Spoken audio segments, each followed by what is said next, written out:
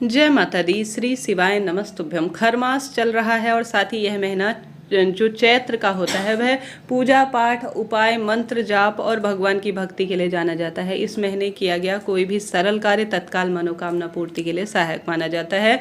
एक ऐसा कार्य जो इस महीने किया जाए तो महीना खत्म होते होते आपकी मनोकामना तत्काल पूर्ण हो जाती है। आइए जानते हैं। जैसा कि 14 मार्च से 13 अप्रैल 2025 तक खरमास रहेगा। इसे मलमास भी कहा जाता है। सूर्य भगवान मीन राशि में प्रवेश करेंगे। ऐसी स्थिति में कोई भी शुभ और मांगलिक कार्य नहीं होंगे। ऐसे में यह महीना माता रानी के नाम जाना जाता है, क्योंकि इस महीने शीतला माता का पूजन होता है और नवरात्रि के दिन भी आते हैं। 9 दिनों तक माता की उपासना होती है, तो भाग्य तो बदलता ही है। और साथ ही सूर्य भगवान की पूजा के लिए भी यह महीना जाना जाता है। 14 मार्च से 14 अप्रैल 2025 तक खरमास अर्थात मलमास होगा। सूर्य भगवान प्रत्यक्ष देवता हैं, आप जानते होंगे। उनकी स्थिति हमेशा कुंडली में या किसी भी कार्य की स्थिति के लिए, पूर्णता के लिए हमेशा चंद्र बल और सूर्य बल देखा जाता है। उसी के अनुसार कार्य की पूर्णता मानी जाती है। परंतु इस समय जो सूर्य नारायण भगवान है वह खर की सवारी करते हैं और खरमास में वह श्रेष्ठ अवस्था में नहीं माने जाते। ऐसी स्थिति में मल मास में कोई भी शुभ काम जैसे कि नया व्रत आप शुरू इस दौरान ना करें। और साथ ही इस दौरान आप सभी विशेष तौर पर किसी भी अनुष्ठान जैसे कि आपके गृह प्रवेश, नींव खुदाई या आप जो भी कार्य करते हैं, नए कार्य की कुल मिलाकर आपको शुरुआत नहीं करनी है। किसी घर का मुहूर्त हो गया, कोई नई जो है विशेष वस्तु की खरीदारी जो लंबे समय तक आपको आपके साथ रहने वाली है, उन चीज़ों पर भी इस महीने रोक लगाई जाती है। तो चीज़ों को नोट करते हुए चलिएगा।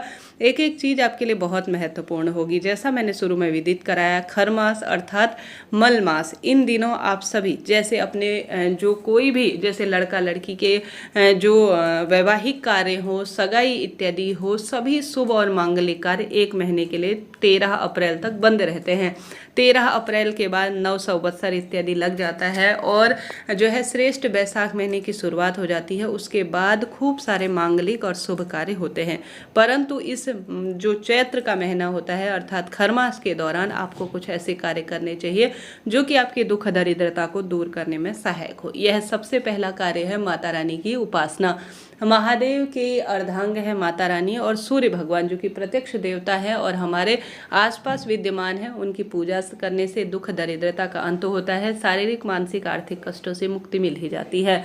तो खरमास के दौरान आप सभी को इन कार्यों को जरूर करना चाहिए। सबसे पहले इस महीने कभी भी देर में नहीं उठना चाहिए। गर्म जो है पानी से भोजन नहीं अर्थात गर्म पानी से स्नान नहीं करना होता है, इस चीज़ का आप ध्यान करें। इस महीने बासी भोजन नहीं किया जाता है, इस बात का ध्यान रखें। इस महीने आप सबको किसी भी अवस्था में गर्म पानी का स्नान नहीं करना है। देर में नहीं उठना है। ज़्यादा देर तक सूर्य की रोशनी में बैठना भी इस महीने वर्जित माना जाता है। भोजन पदार्थों में बासी भोजन, गुड़ जो है युक्त भोजन और गर्म तासीर की वस्तु कभी भी नहीं खानी चाहिए, ऐसा वेद शास्त्रों में वर्णित है। तो यह छोटी छोटी चीज़ें होती हैं जो बड़े काम की होती है। इनका आयुर्वेदिक दृष्टिकोण से भी काफ़ी महत्वपूर्ण स्थान होता है।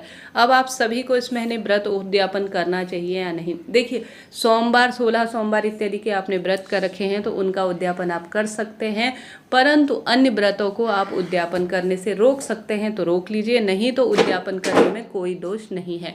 आप किसी भी व्रत को नए सिरे से या किसी भी शुभ मांगलिक कार्य को नए सिरे से शुरू नहीं करें। अगर आपने खरमास शुरू होने से पहले पहले अगर व्रत को शुरू कर लिया है तो उसे कंटिन्यू आप लगातार करते रहें और उस व्रत को उद्यापन भी कर सकते हैं, कोई दोष नहीं है। बस यह है कि नए कार्य की शुरुआत इस दौरान कभी भी नहीं करें, नए व्रत को नहीं करें। व्रत, पूजा पाठ, मंत्र जाप, यज्ञ, हवन और जो भगवान की स्तुति के कार्य हैं, साथ के साथ आप श्रीमद् भगवद गीता का पाठ कर सकते हैं, सूर्य भगवान से संबंधित स्रोत का पाठ कर सकते हैं। ज़्यादा से ज़्यादा भगवान की आराधना, स्मृति इत्यादि के कार्य करें। सूर्य भगवान की नियमित पूजा, व्रत बहुत लाभदायी मानी जाती है। सूर्य भगवान को जल चढ़ाना, और इस महीने यह महीना जो है माता दुर्गा की पूजा के लिए जाना जाता है, जैसा मैंने विदित कराया। तो आपके घर पर माँ दुर्गा की मूर्ति, प्रतिमा नहीं है तो 30 तारीख से 30 मार्च से नवरात्रियाँ शुरू हो रही हैं।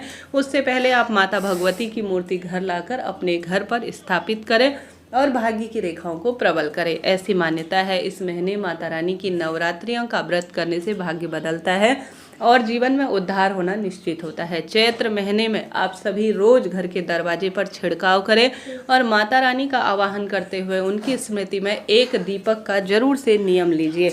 ऐसी मान्यता है जो भी भक्तजन एक दीपक का नियम अपने घर के दरवाजे पर या अपने घर के मंदिर में रोज माता रानी के नाम का लगाता है, उसका दुर्भाग्य तो दूर होता ही है। तो आप सभी श्रीमद् भगवद गीता या देवी भागवत इत्यादि जो है पुराणों को पढ़ना या YouTube इत्यादि में भी कई चैनल है जो सुनाते हैं, उन्हें श्रवण करना इस महीने जरूर से शुरू करें। ऐसी मान्यता है इससे रोग दोष कष्ट मिटते हैं और माँ भगवती काफ़ी प्रसन्न होती हैं। तो इन कार्यों का आप नियम बांधें और इन कार्यों को करना शुरू करें। खर मास के दौरान अगर इन कार्यों को करते हैं तो दिव्य ऊर्जाएं प्राप्त होती है, तीव्र शक्तियाँ प्राप्त होती है, ओजस्व और तेजस्व में भी वृद्धि होती है। तो व्रत उपवास आप जो करते आ रहे थे, जो नियमित पूजा करते आ रहे थे, उन्हें नियमित रूप से करें, परंतु किसी भी अवस्था में आप नया काम कोई शुरू नहीं करें खर मास के दौरान। इसके साथ साथ इस महीने कोई भी शुभ मुहूर्त, कोई भी शुभ काम नहीं है। पंचांग में भी मैं अन्य वीडियो चैनल पर बनाती हूँ ज्योतिष से संबंधित, तो उसमें पंचांग का मैंने जितना भी विश्लेषण किया है उसमें यही पाया है कि कोई भी इस महीने शुभ मुहूर्त उपलब्ध है ही नहीं। ऐसी स्थिति में सिर्फ भगवान की भक्ति, साधना, आराधना का ही समय है। माता के मंदिर, महादेव की भक्ति का यह समय है। ज़्यादा से ज़्यादा इनकी पूजा करें। पंच देवी देवता हिंदू धर्म में सबसे प्रमुख माने गए हैं, उनकी पूजा आराधना करें, जिसमें पंच देवी देवताओं में सूर्य भगवान सबसे पहले आते हैं, उसके बाद माता दुर्गा आती है जिनका यह महीना है, उसके बाद गणेश जी महाराज का यह दिन महीना माना जाता है, उनकी पूजा करें। महादेव और श्री नारायण की पूजा, अर्थात इन पंच देवी देवताओं की पूजा से आप भाग्य की रेखाओं को प्रबल कर सकते हैं। इस महीने ज़्यादा से ज़्यादा भगवत पूजा, भगवत जो है संबंधित जाप, भगवत गान, भगवत श्रवण इत्यादि में अपना समय व्यतीत करें। जैसा मैंने विदित कराया, रोज घर के दरवाजे पर जल का छिड़काव कर कर रोज एक दीपक लगाने का नियम लीजिए, तुलसी पूजा का नियम लीजिए, अपने घर के मंदिर में नियमित रूप से भगवान सूर्य नारायण से संबंधित लाल रंग की चीज़ों का दान करें। लाल रंग के अनार, लाल रंग के पुष्प माता के मंदिर में चढ़ाना इस महीने भाग्य की रेखाओं को प्रबल करता है। साथ के साथ माता के मंदिर में इस महीने शीतला माता पूजन के दिन या नवरात्रि में आप लाल अनार, लाल सुहाग की सामग्री, नारियल, लाल चुन्नी, लाल चूड़ी, जो अपनी इच्छा शक्ति सामर्थ्य हो उस अनुसार आप समर्पित करने का प्रयत्न करें। ऐसा करने से कैसा भी दुर्भाग्य आपकी भाग्य की रेखाओं में चल रहा हो उनका निदान होता है, बरकत खुशियां परिवार में बनी रहती है। आशा है, उम्मीद है खरमास मलमास से संबंधित यह वीडियो आपके लिए उचित उपयोगी रहा होगा।